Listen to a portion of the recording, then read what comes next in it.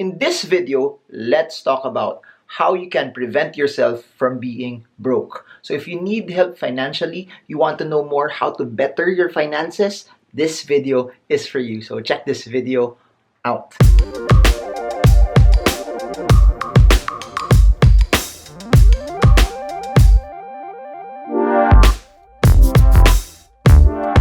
Hey guys, so over the past few days, I've been talking about the stock market, I've been talking about business ideas, I've been talking about what areas can you invest for 2020 and what are the stocks that are doing well for the year. But here's the thing, this channel is all about balance. It's not just about how you start your business and how you invest, but I want you guys to win holistically as well, because I've been getting a lot of messages of people also struggling on how they handle their money, struggling on they don't have enough also on a month in and month out basis as well. And that's the context of this video. This video is all about how you can prevent yourself from being broke. And here's the thing, this is not one of the most sexy videos that I've been doing, but I believe this is one of the most important videos also for a lot of people watching, because statistics don't lie. A lot of Filipinos live from paycheck to paycheck, and when I say from paycheck to paycheck, some people are earning large amounts of money, but they are just one month away, one calamity away, one sickness away also from going broke. Because it all goes back to, number one, you need to know the math. It's all about math. It's all about numbers. People always think as long as I have a good, stable job, as long as I have this good business, as long as I'm earning a lot of money, I'll be okay. No, it's not. It's all about knowing the math. When I say it's knowing about the math, it's knowing your numbers. You need to know on a monthly or on a yearly basis how much money is coming in and how much money also is coming out as well. You need to know that very, very, very, very specific. And if you're having a hard time using numbers, there's so many apps, there's so many Excel sheets that could possibly help you, but you need to know what your number is. You need to figure out from that math, are you making more than what you're spending? Because please remember this, it becomes tricky, especially if you have credit cards already. Credit cards tend to amplify things because you can buy stuff on installment and not really notice it that you bought something way above what you own, or you're just paying the minimum balance, meaning if you have 100,000 that you need to settle for the month, you pay a fraction of that, thinking that that's your only expense for the month. But guess what? It's not. What you spend for in the month is everything that you swiped. So my suggestion, you need to get into the numbers. It will take a lot of your time, but even for me, I've been doing this for the past 14, 15 years already, writing everything down, jotting everything down, having control over my own finances. Because please remember, and I've been saying this over and over and over again, no one will love your finances more than you. No one will take control of your financial future more than you. If you don't take responsibility over it, it will be a hard time for you to win. So number one, you need to know the math. You need to know the numbers. You need to know what's happening. Number two, this may sound super basic, but it's reality. Once you start knowing the math, you need to make more, massively more than what you're spending. And of course, the easiest way to be able to do that is tip number three. Tip number three is basically something that's not so sexy as well.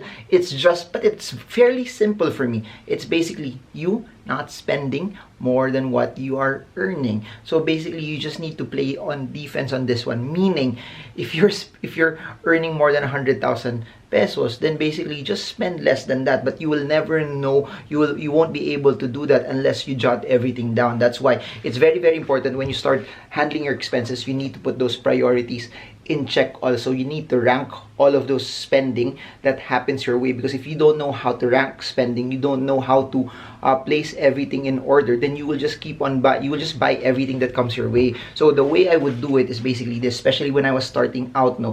Please remember, if you're starting out also and you just have one source of income, and that one source of income is not yet massively big, the best thing that you can do is really to rank everything in order of priorities. Please remember, needs first before wants.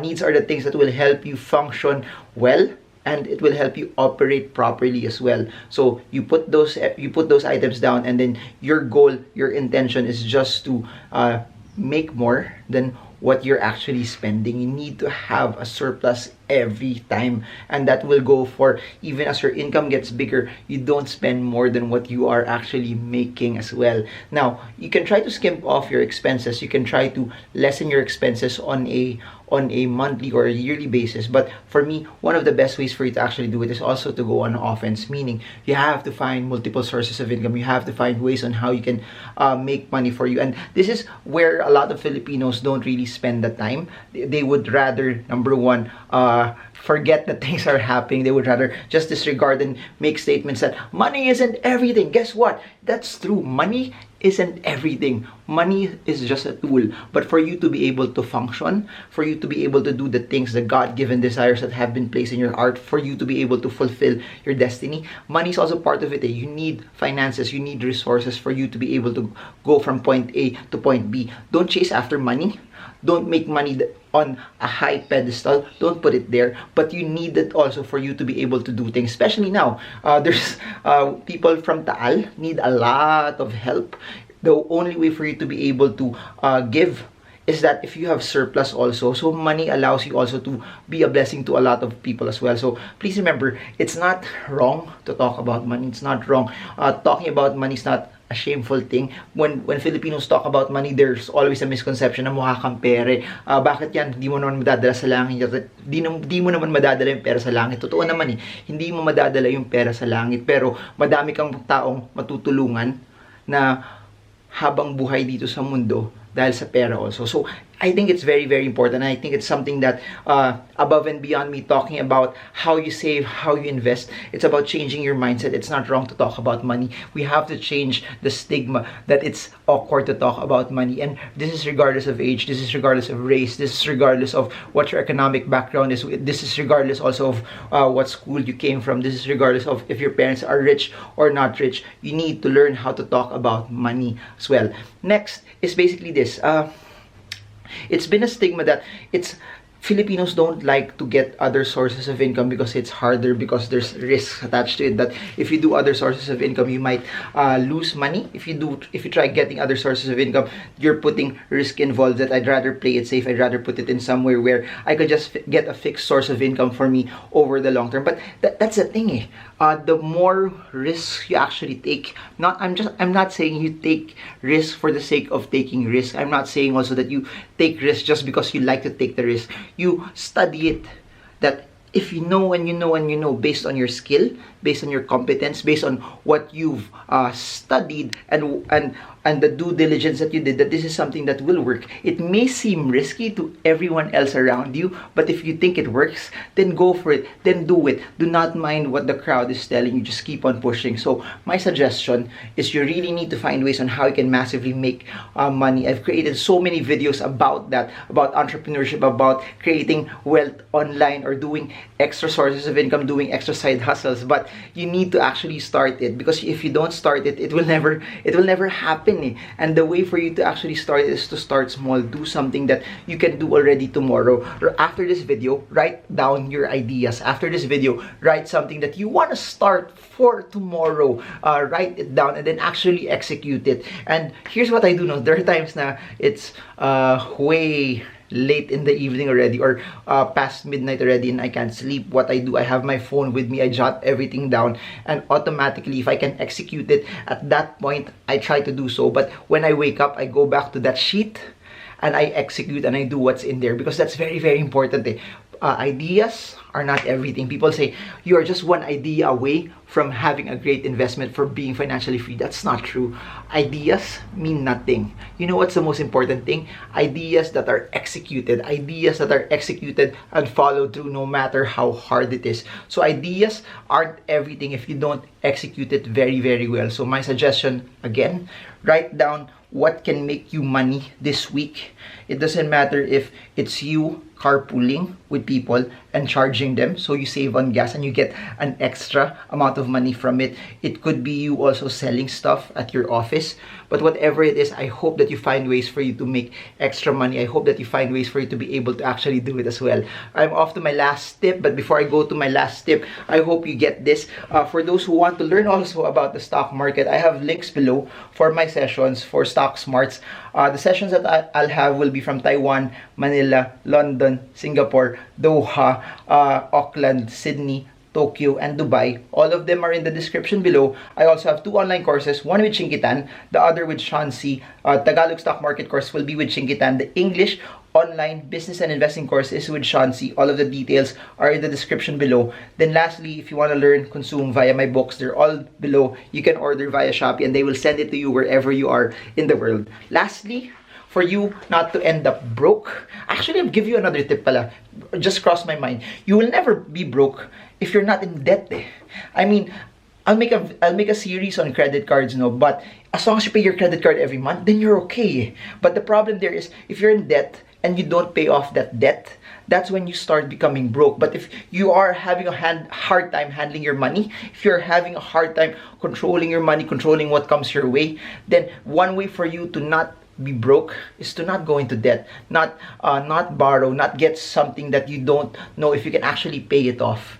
But my last tip also for you, and this is what I've seen from a lot of people who ended up with massive amounts of debt, is this there's a lot of emotional purchases, meaning I deserve it, meaning napagod ako sa office, napagalitan ako ng boss ko. This is something that will reward myself. Please don't get me wrong, it's not wrong to reward yourself, but try to count it. Most of the stuff that you bought out of impulse, most of the stuff that you bought that may be expensive, that are not in your budget, were at those times where you were emotional. Were at those times where you were a bit, you felt that I need this. And what I do is basically this. In times like that, especially when I was starting out, that it would allow me to deviate from my budget. Again, it's okay to buy emotionally as long as what you're buying fits your budget. It's something that's in your budget. But if you already know that lumalampas na siya sa budget mo, if you already know that, hey, this is something that's not good already for me, I have a list. And again, my budget is my anchor, my goal is my anchor. Every time I would somehow deviate from this, so every time that this spending will cause me to veer away from my plan,